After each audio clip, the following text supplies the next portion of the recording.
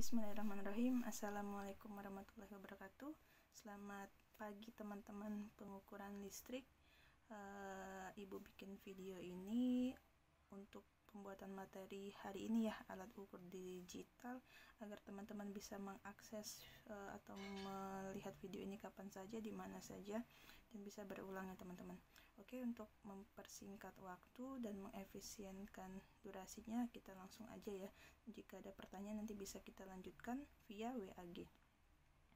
Oke, untuk session pertama, session kelima ya, ini alat ukur digital. Nanti ada session berikutnya, ada latihan soal. Nanti setelah ini akan Ibu berikan untuk latihan soalnya. Oke, lanjut ya teman-teman. Nah, di sini sesuai dengan materi kita, alat ukur digital. Apa sih definisinya? Untuk pertemuan pertama ya, saat pembahasan silabus kita sudah menyinggung mengenai materi atau alat ukur yang secara digital dan analog ya, bedanya di mana. Nah, di sini kita menampilkan alat ukur digital. Oke, nah di sini kalau teman-teman lihat di sini ya, ada contoh alat ukur digital. Definisinya yaitu alat ukur ini yang menunjukkan hasil ukur berupa angka, berbeda dengan yang analog ya. Analog ini alat ukur digital tidak memerlukan ketelitian dalam membaca hasil ukur. Nah, karena dia langsung menampilkan hasil berupa nilai gitu ya, bukan dalam bentuk skala, beda dengan yang analog. Jadi pada alat ukur digital ini terdapat beberapa komponen yang mengkonversi sistem analog ke digital. Jadi biasa disebut dengan ADC atau analog to digital converter. Gitu ya. Oke, nah ini contohnya macam-macam alat ukur. Di sini kalau teman-teman lihat, ini ada apa nih? Yang ini. Ya, ini biasa kita pakai di rumah ya.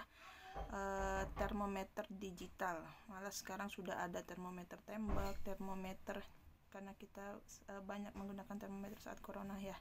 Jadi ada yang tanpa disentuh gitu ya teman-teman. Kalau ini yang di sini termometer digital yang bisa langsung ditempelkan ke badan ya, untuk mengukur suhu tubuh juga bisa. Nah, jadi di sini pada awalnya, jadi kalau zaman-zaman sebelumnya dulu, sebelum ada alat ini, biasanya masyarakat kita menggunakan indera peraba untuk mengukur suatu suhu nih.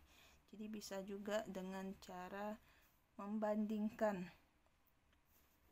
kayak gini, membandingkan dengan perasaan panas pada umumnya.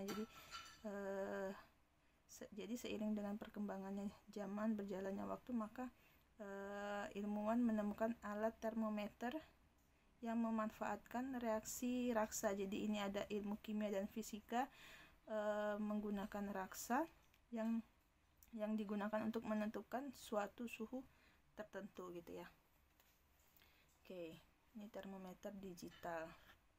Kemudian macam-macam alat ukur selanjutnya itu ada multimeter digital.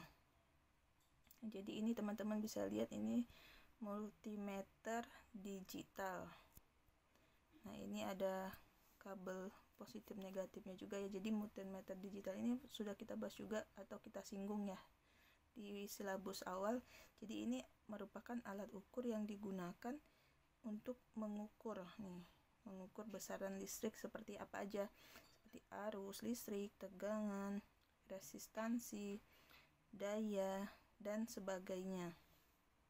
Jadi sebenarnya pada umumnya multimeter digital ini bisa membaca semua besaran listrik nih dengan mengatur tombol pengukur yang tersedia yang ini nih teman-teman. Nih ya. Jadi setelah mengatur dengan benar, maka layar alat ukur akan menampilkan ukuran hasil nilai objek ukur. Nah, yang di silabus juga kita udah singgung cara penggunaannya ya, langkah-langkah penggunaan alat ukur tersebut, alat ukur ini. Masih ingat ya, multimeter digital juga biasa disebut dengan avometer gitu ya teman-teman. Oke, kita lanjut lagi aja. Nah, jadi ini kelebihan. Jadi teman-teman bisa lihat apa sih kelebihan alat ukur digital ini ya. Jadi alat ukur digital ini menunjukkan kebesaran yang diukur dalam bentuk angka. Nah, sedangkan alat ukur analog ini mengacu pada sistem kerja mekanik gitu ya. Jadi yang analog ini lebih mudah kita nilainya langsung tertampil di display. Kalau untuk sistem digital ini secara umum lebih mudah dirancang. Penyimpanan informasinya juga lebih mudah. Nah, untuk ketepatan dan ketelitian dibandingkan dengan yang multimeter analog, dia ketepatan dan ketelitiannya lebih besar gitu. Nah, untuk alat ukur digital ini dia lebih kebal ya terhadap noise atau derau. Oke. Nah, ini jadi bagian-bagian dari alat ukur digital nih. Ada analog domain. Jadi yang pertama itu ada pengkondisian sinyal. Kemudian dari pengkondisian sinyal ini dia menggunakan prinsip ADC, analog to digital converter. Kemudian dari sini akan diolah datanya, kemudian yang diukur akan tertampil di display. Nah, untuk bagian-bagian alat ukur yang slide sebelumnya, tadi ada pengkondisian sinyal. Pengkondisian sinyal, apa itu?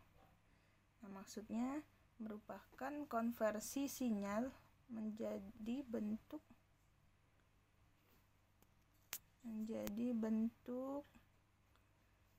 yang lebih sesuai, yang merupakan antarmuka dengan elemen-elemen yang akan diukur nih dalam suatu kontrol proses. Pengkondisian sinyal dapat berupa transducer bila besaran yang mau diukur adalah besaran non-listrik. Ya, termasuk juga dalam pengkondisian sinyal. Yang kemudian rangkaian penurun atau penaik tegangan diperlukan untuk menyesuaikan kondisi sinyal input dengan persyaratan kerja dari analog to digital converter. Kemudian yang ketiga, bila sinyal yang mau diukur adalah arus bolak-balik, nah sini ya, maka diperlukan sebuah penyearah pada pengkondisi sinyal. Kalau kemudian yang keempat, ini terkadang filter juga diperlukan nih teman-teman untuk memisahkan sinyal dengan frekuensi tertentu dari frekuensi lainnya. Misalnya apa? Noise ya. Nah, kemudian bagian-bagian alat ukur digital yang kedua ada ADC, di analog to digital converter. Kita biasa disebut ADC.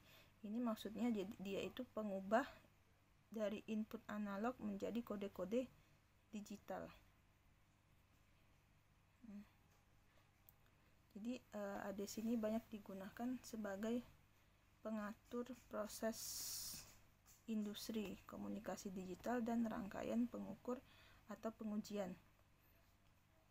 Jadi pada umumnya analog to digital converter ini digunakan sebagai perantara antara sensor yang kebanyakan analog dengan sistem komputer. Seperti apa?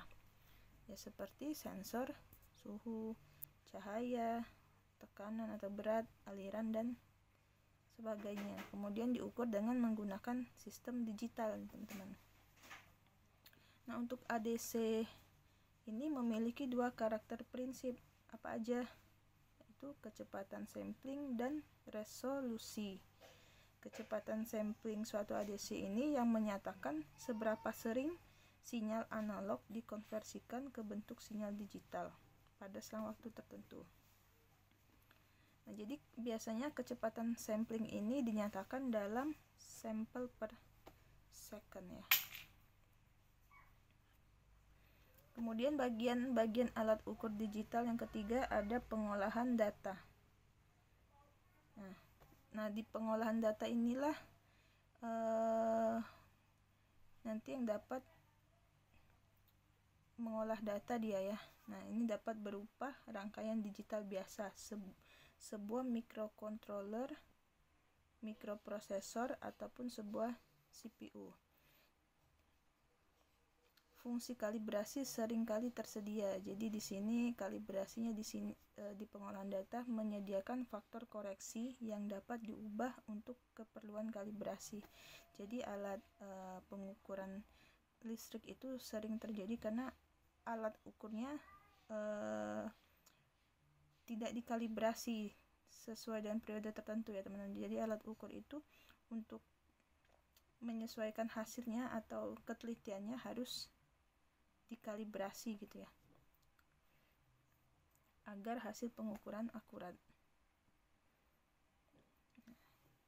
Kemudian bagian-bagian alat ukur digital, 2 display ya tampilannya ya, maksudnya tadi ketiga berarti yang keempat ada display. Display ini ya seperti yang kita lihat ya, digunakan untuk menampilkan nilai hasil pengukuran. Jadi di display pada alat ukur ini dapat berupa bisa 7 segment, LCD atau layar monitor pada komputer. Jadi dia bisa banyak ya, display ini bisa berbagai macam. Yang pada intinya dia menampilkan hasil pengukuran. Nah, jadi kemudian yang selanjutnya ini ada penggunaan alat ukur nih teman-teman. Jadi di sini kita sempat disinggung juga di pas membahas silabus ya. Alat ukur avometer atau multimeter bisa digunakan untuk mengukur tegangan, arus, resistansi. Nah, di sini kita menampilkan pengukuran tegangan. Jadi kalau teman-teman lihat di sini sudah ada ininya ya, poin-poinnya itu apa aja. Yang pertama ini ada tombol on off nih. Kemudian yang kedua ini adalah data hold button, maksudnya saat kita pengukuran kan dia berubah-ubah. Kemudian kita pencet yang dua ini yang dua ini ya, kelihatan ya, yang dua ini dia datanya langsung tampil ya, jadi dia nggak berubah-ubah. Kemudian 3 ini ada AC/DC current, 3 nih AC/DC current.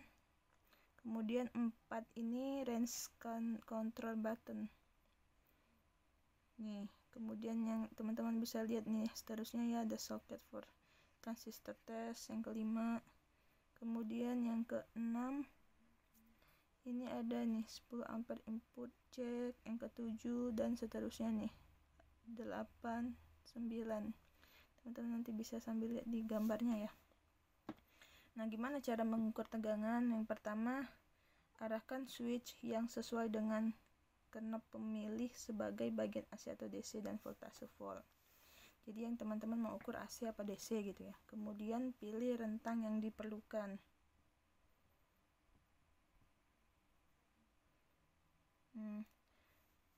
Dengan knob pemilih, selalu pilih rentang yang melebihi voltase yang akan diukur. Jadi misalkan teman-teman mau mengukur resistansi dengan satuan ohm atau tegangan volt di bawah 10 volt, misalkan 6 volt. Nah, teman-teman pilih knobnya ini di atasnya, bisa pilih 10 volt, yang penting selalu di atasnya ya, agar untuk mencegah terjadinya kerusakan alat gitu ya. Nah, kemudian hubungkan probe. Kita bahas kan knob itu yang mana, probe itu yang mana di silabus ya. Probe itu jadi nanti kabel ini ya, probe dengan multimeter, dan tempatkan ke positif dan minusnya. Ini probe nih. Kemudian gunakan probe tegangan tinggi jika Anda harus. Nah ya, jadi teman-teman kalau untuk mengukur tegangan yang di atas 1 kV, jadi gunakan tegangan tinggi agar tidak terjadinya kerusakan alat. Oke, nah ini untuk penggunaan alat ukur yang digunakan untuk mengukur arus listrik. Jadi ini sama ya, teman-teman bisa lihat nanti keterangannya itu sama. On off button, data hold, sampai VOF input checknya ya. Nah, caranya sama, arahkan switch yang sesuai. Teman-teman tentukan dulu yang diukur itu AC apa DC dan arusnya, arus AC DC. Kemudian pilih rentang yang diperlukan dengan knop pemilih ini. Jadi yang perlu dicatat, yang perlu diingat tuh selalu pilih rentang yang lebih besar nih dari arus yang akan diukur. Jadi misalkan yang teman-teman mau ukur tegangan atau arus atau apapun itu, jadi selalu pilih rentang yang lebih besar ya dari arus, dari tegangan, dari resistansi atau dari apapun yang akan kita ukur.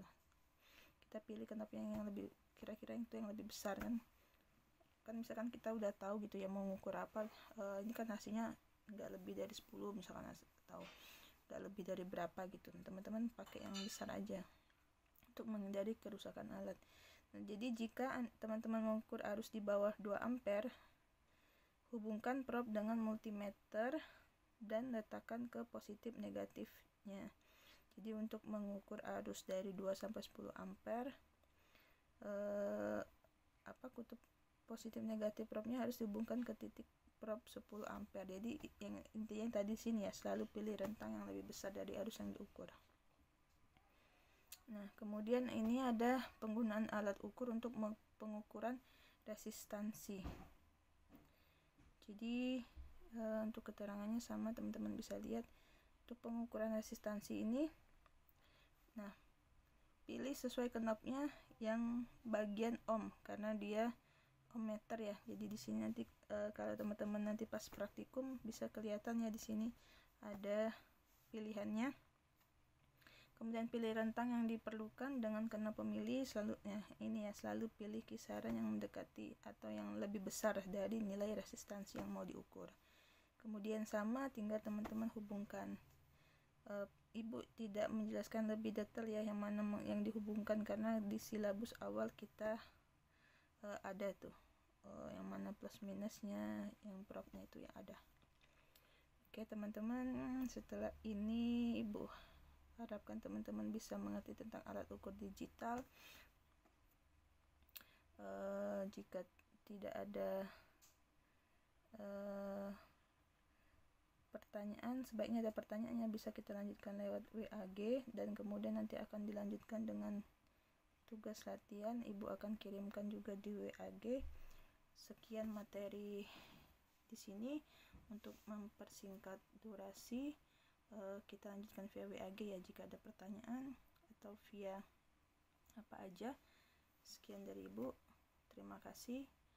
Wassalamualaikum warahmatullahi wabarakatuh. Tetap semangat, tetap jaga kesehatan.